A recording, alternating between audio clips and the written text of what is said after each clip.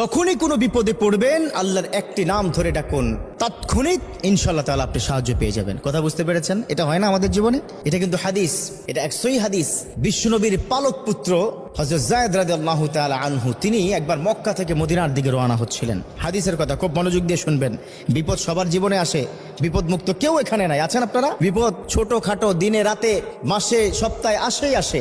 এমন একটা আজকে দোয়া শিক্ষা দিব, আল্লাহর একটি নাম শিক্ষা দিব, যে নামটা পড়বেন, যেটা হযরত যায়েদ রাদিয়াল্লাহু তাআলা আনহু তিনি পড়েছেন। ইচ্ছা ছিল যায়েদকে বিপদে ফেলবে। যায়েদ রাদিয়াল্লাহু তাআলা আনহু এটা টের পেয়ে এই দোয়াটা বেশি করে পড়া শুরু করলেন। তিনি যেই দোয়াটা পড়লেন, সবাই আমার সাথে পড়বেন, আগিসনি ইয়া রহমান। কি? আগিসনি ইয়া রহমান, আগিসনি ইয়া রহমান, আগিসনি ইয়া রহমান। অর্থ হলো আল্লাহ ও দয়াময়, ও দয়ালু, ও দয়াময়, আপনি